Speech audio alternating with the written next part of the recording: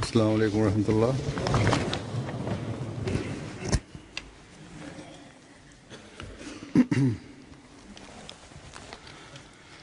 أشهد أن لا إله إلا الله وحده لا شريك له وأشهد أن محمدا عبده ورسوله أما بعد فأعوذ بالله من الشيطان الرجيم بسم الله الرحمن الرحيم الحمد لله رب العالمين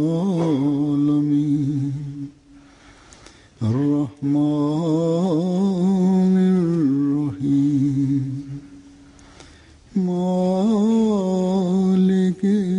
يوم الدين إياك نعبد وإياك نستعين اهدنا الصراط المستقيم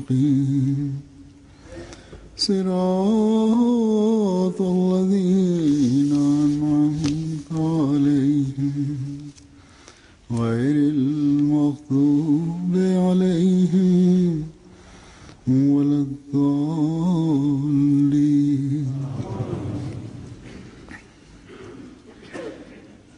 हज़रत मसीह मौऊद अलैहिस्सलाम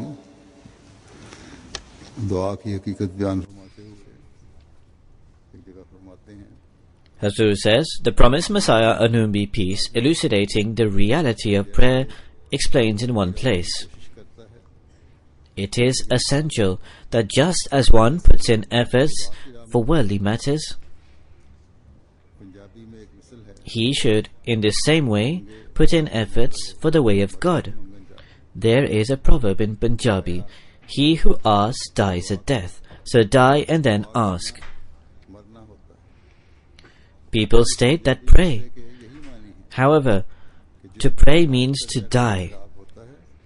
This is precisely the meaning of this Punjabi proverb, is that one who is overcome with affliction prays, and that prayer is a form of death. The major impact of this is that a person in a sense dies. For example, if a person drinks a drop of water and then claims that my thirst is quenched, or that he was greatly thirsty, he would be uttering a falsehood. Indeed, if he were to drink a bowl full of water, his claim would be verified. When prayer is offered in great tribulation to the extent that the soul melts and flows at the threshold of the divine, that is called true prayer. It is God's way that when such a prayer is offered, God the Exalted either accepts that prayer or God the Almighty responds to it. That is to say that either that prayer is accepted or Allah the Almighty informs one that no, I will not accept a prayer in this way. Thus, this is the reality of prayer. Most fortunate are such people who do not just merely pray ceremonially or merely go through the movements. Rather, they pray with complete conviction and firmity of faith. They pray with the faith that Allah the Almighty accepts our prayers. Alongside this conviction, they then absolutely and devotedly absorb themselves and pray.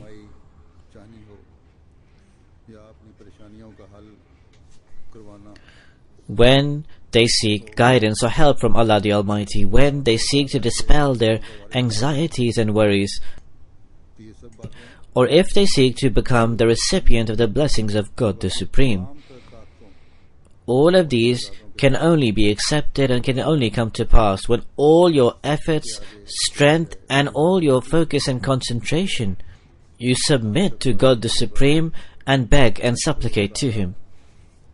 ऐसी दुआओं को सुनता है. Until today, this is our experience, that once this occurs, Allah the Almighty listens to such prayers. Or He guides one in such a manner that even if it is not in accordance with the desire of one who supplicates, still it provides tranquility and reassurance to that one who prays. Further expounding the etiquettes of prayers, the promised Messiah, on whom be peace, has stated, prayer is an astonishing thing. However, it is a pity that those who pray are neither aware of the true manner of prayer, nor in this age are those who pray acquainted with those ways which lead to the acceptance of prayers. The truth is that they are completely unacquainted with the reality of prayer.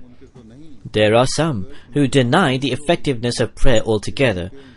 There are others who may not deny it, but their prayers are of such a state that they are not accepted on account of the lack of knowledge of the etiquette and true manner of their prayers, and are not prayers in the true sense.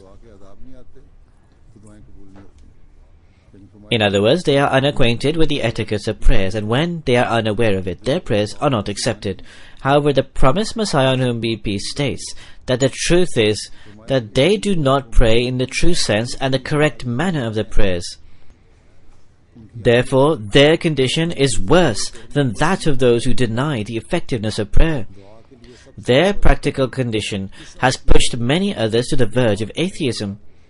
The first condition for prayer is that a supplicant should never become frustrated, tired, or despair. And nor should he think ill regarding Allah the Almighty, that nothing is happening. That is, one should not despair that I have prayed for a long period of time, yet Allah the Almighty has not responded to my prayers.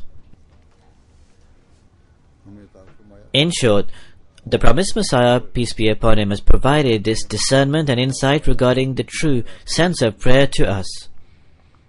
Most of all, he granted this knowledge of the true sense of prayers to those companions who benefited from being in his direct company and receiving his direct moral training. In fact, through the advent of the promised Messiah, on whom be peace, a great change that occurred in the world, and that movement that was started by Allah the Almighty, that also produced many such people who Allah the Almighty desired to create reformation within. They also came to learn of the true sense, etiquettes, and knowledge of prayers. In this way, faith in the promised Messiah, on whom be peace, became firmer and strengthened within these people. At this time, I will relate some accounts of the Sahaba, the companions of the promised Messiah alayhi salam, who lived in his time and who benefited from his direct company.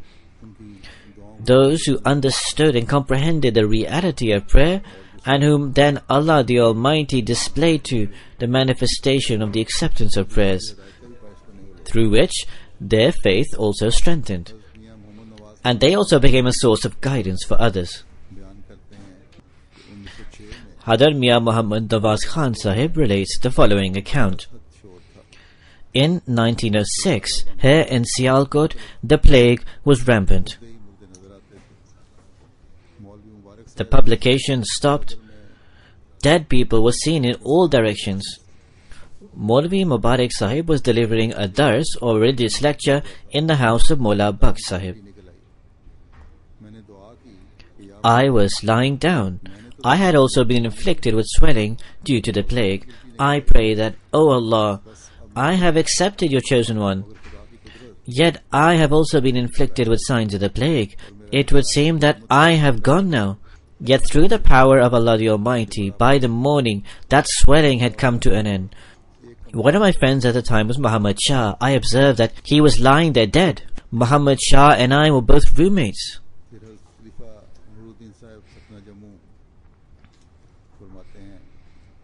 Hadrat Khalifa Nuruddin Sahib of Sakna Jammu narrates the following account.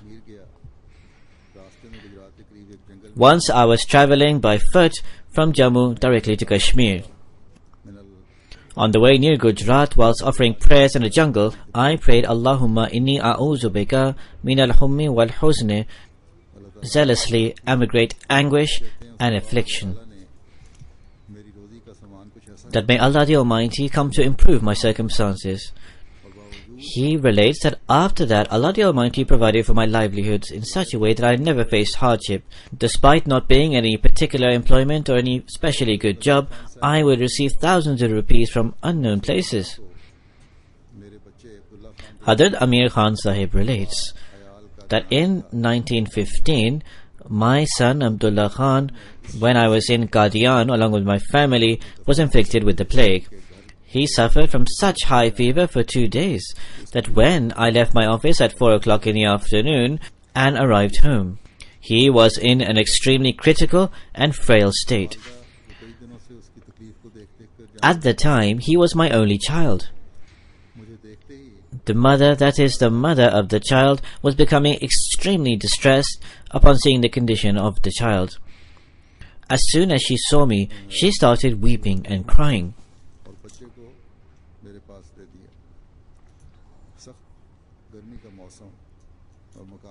And she gave the child over to me.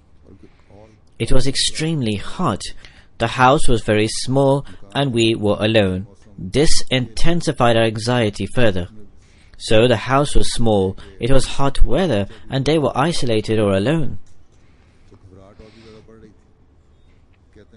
And the child was extremely ill. So their anxiety was intensifying. He said, I picked up the child and put him near my shoulders. Due to the frail state of my child and our own helplessness and weakness, tears started spontaneously rolling down my cheeks. In this state of helplessness, I would repeatedly pray the words that, O our Lord, O my beloved God, in this critical time, apart from you, there is no one else who can remove our anguish and who can provide cure. It is only you alone who can provide cure. In short, I was so absorbed in this prayer and this thought that all of a sudden the thought emerged in my heart that you should supplicate the prayer of the Holy Quran. Qulna ya narakuni baratan wa salama ala Ibrahim. And you should put your hand over the head of the child and bring it downwards, and should do so repeatedly. Thus, whilst weeping and crying, I started to do exactly this, to the extent that within a few minutes the child's fever abated, only the swelling remained, which through an operation on the next day was also cured. Within 4 or 5 days the child was completely cured. Hadrat Chaudhry Amir Muhammad Khan Sahib states that when, after a long time of being treated in the clinic in Hoshiarpur, and despite my foot being operated upon thrice and not seeing any improvement, then one day Nis Sahiba, who was very kind of heart, an English nurse who was very courteous, she stated to me that if you permit, the foot could be amputated from the ankle because it is not improving, because the condition of gangrene had emerged so that the disease would not move upwards. I consulted with my family at home and gave permission. Upon this, Nis Sahiba took my wife to the other room where the foot was to be cut or amputated.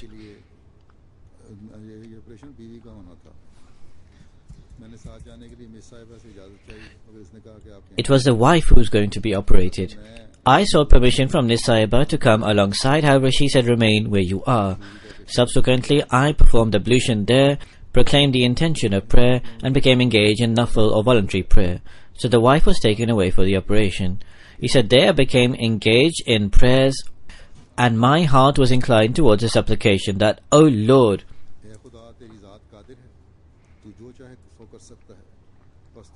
O Allah, you are all-powerful, you can do whatever you so please. So thus, at this time, save her foot being amputated or cut, because if the foot is cut, this will be a defect for the entire life. Nothing is impossible for you. With this supplication, I was prostrating, absorbed in prayer, in agony, passion, and anguish. That a voice came from the heavens. La taqnatu min rahmatillah, that never be disappointed or despair from the mercy of Allah. As soon as I lifted my head from prostration after this supplication, what do I see? This Sahiba, that nurse, is running towards me, and she exclaimed that the civil surgeon said that on this occasion I will clean the wound myself and will not cut the foot, because the foot can be cut at every time, that is, it can be cut after also. However, once the foot is cut, it cannot be rehabilitated. Upon this great manifestation of the power of Allah and His love, I can sacrifice hundreds of times, who in such a critical time showed the miracle of La Taqnatu, that never be disappointed, and thus the foot was saved from being cut or amputated. Hadrat Amir Khan Sahib relates that once in 1925, due to certain expenses, there were redundancies in the Anjuman, and I was also made redundant. I was extremely worried about the financial circumstances. In this difficulty, I saw no route apart from praying to God Almighty, so I submitted to Him. Ramadan arrived, and I was unable to further pray during this month. Then, in itikaf, I was unable to pray with further anguish, agony and passion. I then received a revelation in the language of Punjabi that persists with the difficulties and hope for better days.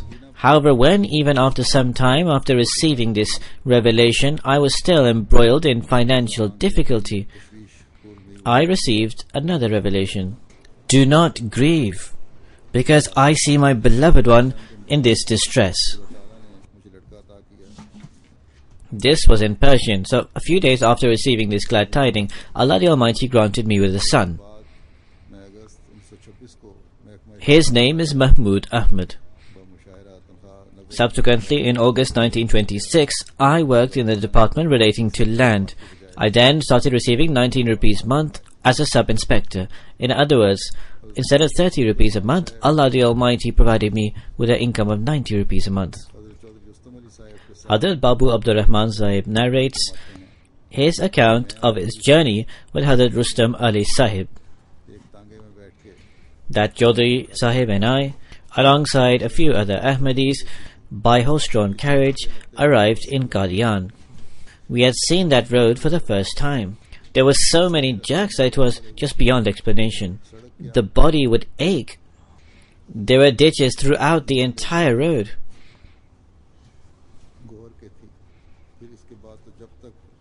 It was not even a road. It was as if made of dirt. Until journey by train was made available, we would have to travel by this road, at times by horse-drawn carriage, or by times by other modes. Upon arrival in Qadian, we stayed in a guest house. Chaudhry Sahib and myself came before the Promised Messiah on whom be peace. The Promised Messiah on whom be peace was sitting on the roof, which was on the northern side of the mosque. It was a small mosque, and it was a small area where he was sitting. There were approximately 10 to 12 other people present there.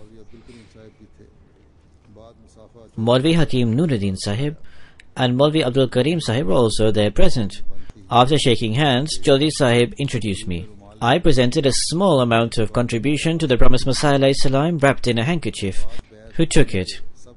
After a short time, upon my request, the Promised Messiah ﷺ took my initiation, my bai'at. After the bai'at, all those present prayed for me. Taking leave from the Promised Messiah ﷺ, we again reached Batala on the dirt road, and by train we then arrived home and reached Batala city.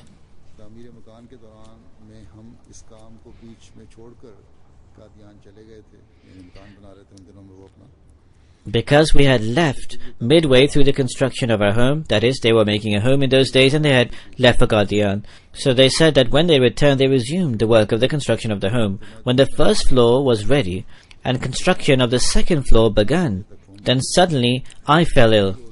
My temperature of fever would reach 104.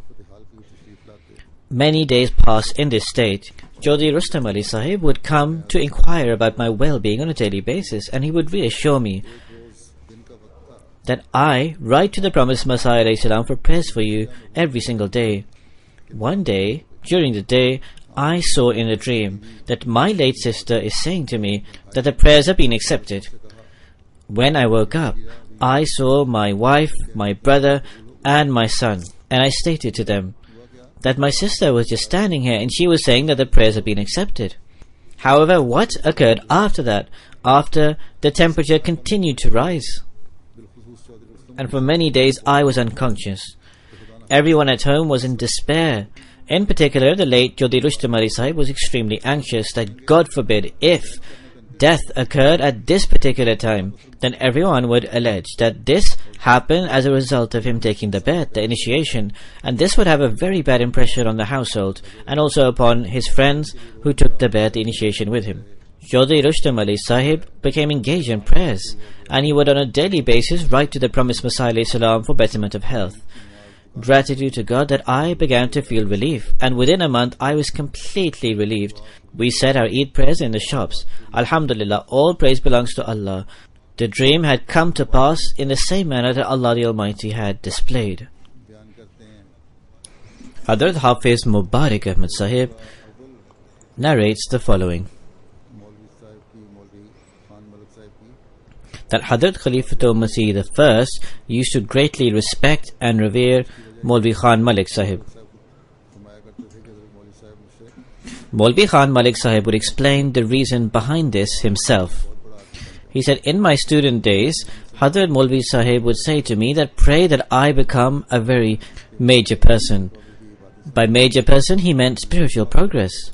He said, hearing this from Hazrat Khalifatul Masih I would pray for him most profusely. I prayed for Hazrat Maulvi Sahib. I observed the signs of the acceptance of this prayer, and I said to him that you will become a major religious scholar. So this was the purpose of that prayer and his request that he should become a great religious scholar. Hazrat Abdul Sattar Sahib, son of Abdullah Sahib, relates that after the prophecy of the promised Messiah alayhi salam, afatid diyaru mahilluha wa maqamuha, that the temporary abodes will be eliminated and would the permanent abodes be eliminated. This was a prophecy to the promised Messiah, on whom be peace. He states, 3 days before the earthquake, I saw a dream. The promised Messiah alayhi salam is sitting in our house upon a straw-type bed. I say that the people of my village are inflicting me with great suffering. Please pray for me. The promised Messiah alayhi salam said in Punjabi that this is exactly what I do. This is what he was told in the dream. I once again requested the promised Messiah alayhi salam that please pray for me separately. The promised Messiah alayhi salam grabbed one of my arms and started praying with one hand. That is, in the dream. I started praying with both hands. We were yet praying when a huge earthquake struck. I was just about to fall when I forcibly embraced the promised Messiah, on whom be peace. Whilst hugging him, I woke up from the dream. Early morning, I arrived in Qadian. The promised Messiah alayhi salam had erected a large tent in the garden. When I went towards the tent, the promised Messiah alayhi salam was walking outside. I said salam, showed due respect, and shook his hand. I said that I would like to relate a dream. The promised Messiah alayhi salam approved. I related this very dream. The promised Messiah alayhi salam repeated the words, "You will be saved," approximately thrice. So after this, plague struck our home. My wife and daughter both were inflicted with the plague. People said that tens of people die here daily. If you die, then who will dig your grave? Because no one will come near the Ahmadis. Who will lift your body? Who will clean your body? Upon this I responded that leave our matter to Allah the Almighty. My wife was on the brink of death. I performed ablution and supplicated that, O Lord, there is no one to even dig our grave, nor is there anyone to lift us up and clean us. At the time I had some oranges. I peeled them and was feeding my wife. When she had eaten them, her fever or temperature subsided. Upon the boils that had emerged on my daughter, there is a type of plant, the liquid of which I applied upon my daughter, through which she gained some relief. I then started supplicating to God, and I prayed in Punjabi. And when I said Alhamd, these words would emanate themselves from my tongue. That Kul siru fil arde kayfa kana hafidhu alayh. My wife and daughter were both saved, at which point I recall the promised Messiah alayhi salam's statement when he said thrice, "You will be saved." You will be saved, you will be saved. With the grace of Almighty Allah, they were saved. Mir Mehdi Hussain साहब Hazrat Mir Mehdi Hussain Sahib relates the following account. सुबह की नमाज पढ़कर मस्जिद मुबारक से पीर सिराजुल हक साहब के साथ One day, after the morning prayer in Masjid Mubarak, I was standing alongside Pir Surajul Haq Sahib at the doorstep of his house. Gabby car के जरिए मालूम हुआ Pir Sahib was relating some long story about somebody. I somehow came to know that my life is in danger. In other words, he felt that this was so. During those days, I would stand guard at the door of the promised Messiah alayhi salam. I ran from there. In parallel, Muhammad Akbar was bringing some goods and entered the forecourt. The promised Messiah, on whom be peace, came from upstairs. He inquired, "Is Mia Mehdi Hussain here?" Akbar Khan said no. He must be standing at the shops. I immediately called out that, "Hazur, I am present." Akbar Khan Sahib said he must have come from somewhere. The promised Messiah alayhi salam then instructed that take this Holy Quran and find out from someone the verse of the Holy Quran related to the subject and mark it and bring it back. He said, at this time I was absorbed in such a state that I desired that I should discover that verse myself and present it, that verse that the promised Messiah alayhi salam was in search for. However, it was not possible for me to locate it. I prayed to Allah the Supreme. Look how Allah the Almighty immediately answered his prayers. He said, standing there, I prayed to the divine threshold that may I come to know what that verse is. Praying this, I opened the Holy Quran, and my first glance came upon that verse which the promised Messiah alayhi salam was in search for. I said, Hazur, this is the verse. The promised Messiah alayhi salam said, yes, go and ask Hakim Fazluddin Sahib. In other words, he had sent him to go to Hakim Fazluddin to find that verse. I said, Hazur, this is the verse. The promised Messiah once again said, yes, go and ask Hakim Fazluddin. Once again I said, Hazur, this is the verse here. What is to be asked of Hakim Fazluddin? The promised Messiah alayhi salam then took the Quran from my hand and looked at this verse. He said, yes, this is the verse. And then he went back upstairs. Hazrat Hafiz Ghulam Rasul Sahib Wazirabadi relates, I do not remember clearly or vividly, however I remember that after the last debate, a pamphlet was published by the promised Messiah, on whom be peace. And with regards to the great meeting, the promised Messiah alayhi salam's revolution was included, with reference to the philosophy of teaching of Islam, that my article will be judged best. At that time I was ill for some reason. But because this was a lofty claim, yet this was such an illness that I was extremely frail and weak. However, the promised Messiah alayhi salam's claim was told that my article will be judged best. Who can say this unless they are guided by God? He said, an Ahle Hadith Maulvi in Lahore, with great difficulty due to my weakness, took him alongside me to the place where the convention was taking place. I heard the lectures of Maulvi Sanawallah and Maulvi Muhammad Hussain Batalvi and others. However, they were all hollow and without any impact. However, when Hazrat Mirza Sahib's article began, there was absolute silence.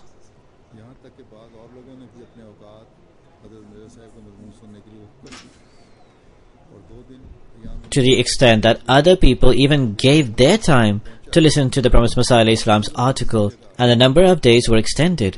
When this article reached its conclusion, I immediately at that very place raised my hands and prayed to the Divine that, O Lord, look how Allah the Almighty guides righteous and sincere people.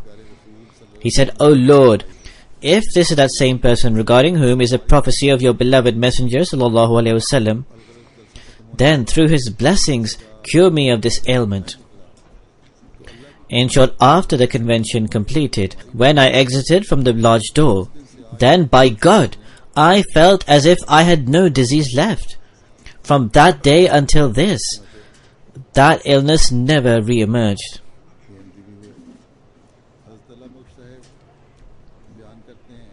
Subsequently, he became an Ahmadi. Hazrat Allah Baksh Sahib relates the following, that in the case of Karamdeen, first Chandulal was the judge, then a friend, Arya Gardari Lal. He was an accountant. He informed me of the news. He says, that is, one of my friends who was an Arya Gardari Lal, who was an accountant. He came and informed me that our committee has come to the decision that Mirza Sahib should be severely punished.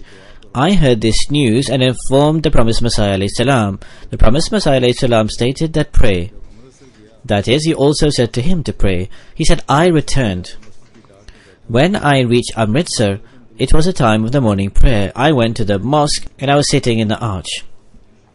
Perhaps I was reciting the Durood Sharif when in my right ear, which was practically closed, that is, his right ear was practically closed. He said, even now it is practically closed. He said, I heard a very loud voice that Chandu Lal will die before the verdict is announced. I once again came before the promised Messiah alayhi salam and stated that I heard this voice loudly in this ear, that Chandu Lal will perish before the verdict is announced.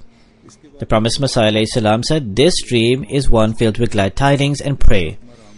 After this, I see in a dream that there is a Muslim magistrate.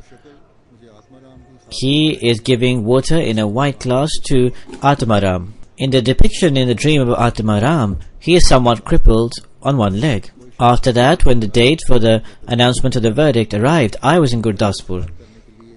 Somebody was going on leave or was being transferred. To see him off on the train, some other people had come, amongst whom was Atmaram. I realized that he was the same person who I had seen in the dream. Then I went where the promised Messiah alayhi salam was. He was on a mat, sitting down. Outside, I sat down alongside him. At the time when Atmaram was returning from the station, and he came to the court, then where we were sitting, there were only 2 routes to the court. I asked a friend that who is this person? He said he is dealing the case of the promised Messiah alayhi salam. He said, I was shown this person beforehand. Regarding Chandu Lal, I should also mention that the promised Messiah alayhi salam himself had received news from Allah the Almighty. Once someone said that the magistrate Chandu Lal intends to imprison you. So the promised Messiah alayhi salam was at that time was lying down on a mat, and he sat up. He stated,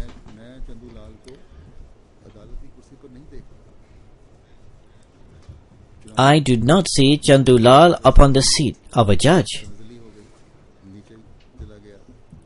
Subsequently, he was demoted from this position and he was degraded. He was transferred to Multan. He obtained a pension and came somewhere else, and he suffered a terrifying end. He became a madman and then he died.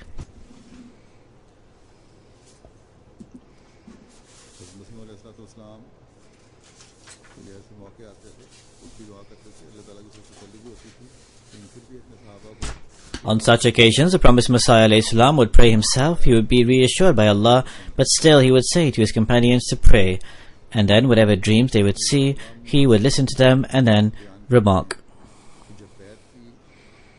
Hadhr Mirza Ghulam Nabi Sahib relates the following.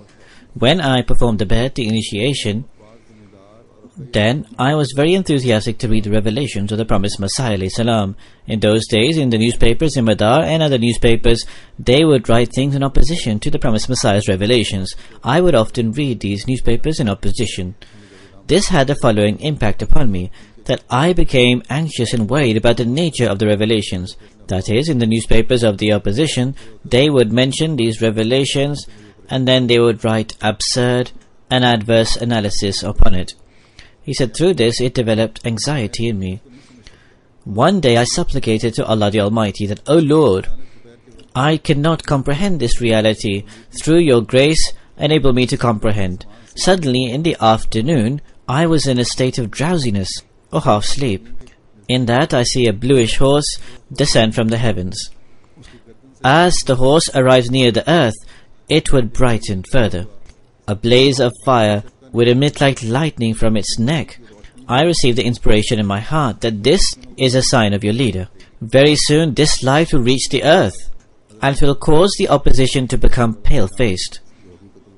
A few months after this, the sign of the bright star of the promised Messiah alayhi salam, which is mentioned in Haqiqatul Wahi, manifested. Regarding this sign, I should give some brief details. The promised Messiah, on whom be peace, states regarding this, that subsequently the manner in which his revelation manifested was as follows. That is, the sign of the bright star. That exactly on 31st March 1907, 25 days after 7th March, a huge blaze of fire, which causes the heart to tremble, manifested in the heavens. It was so bright that its light was spread over approximately 700 miles, that is, up to the knowledge known to now when this was written, or perhaps it was more than this. It was seen falling down upon the earth. It fell upon the earth in such a horrific way that thousands of people were astonished through its display. Some people fell on the floor unconscious, and they had to be resuscitated by putting water in their mouth. Many people believed that it was a blaze of fire, which appeared in an extraordinary way, and it manifested that it fell to the earth, and then it became smoke and rose to the heavens. Other people believe that like a comet, there was smoke in one part of it, and most people believe that it was a terrifying type of blaze which came from the north and went to the south, whilst others say that it came from the south and went to the north. This occurred at approximately 5:30 in the evening.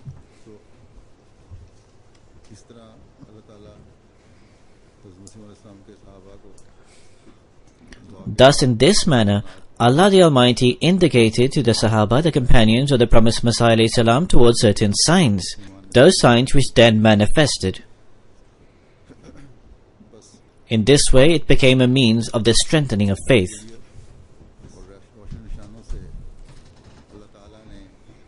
Thus, the acceptance of prayers and through illuminating signs, God, the Supreme, further enhanced the faith and conviction of those companions.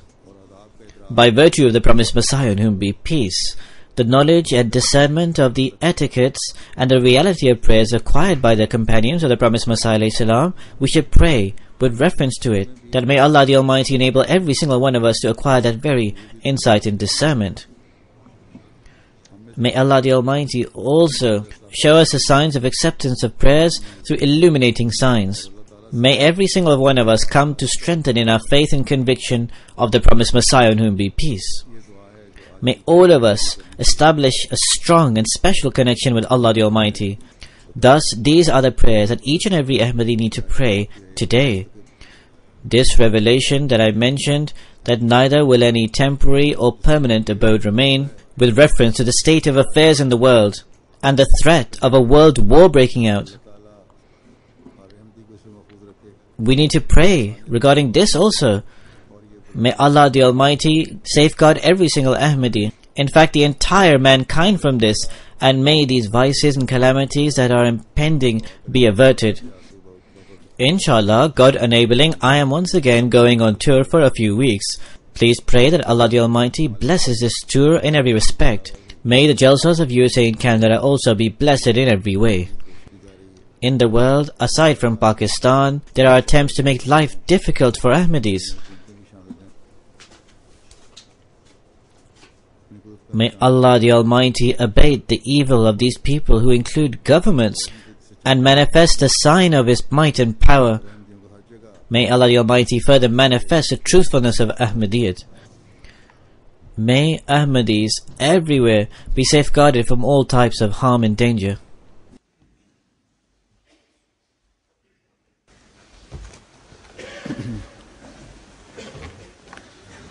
Alhamdulillah, alhamdulillah, nahmaduhu wa nasta'inuhu wa nastaghfiruh, wa nu'minu bihi wa natawakkalu alayhi, wa na'udhu billahi min shururi anfusina wa min sayyiati a'malina. من يهده الله فلا مضل له ومن يضلل فلا هادي له ونشهد أن لا إله إلا الله ونشهد أن محمدا عبده ورسوله عباد الله رحمكم الله إن الله يأمر بالعدل والإحسان وإيتاء ذي القربى وينهى عن الفحشاء والمنكر والبغي يعظكم لعلكم تذكرون اذكروا الله يذكركم وادعوه يستجب لكم ولذكر الله أكبر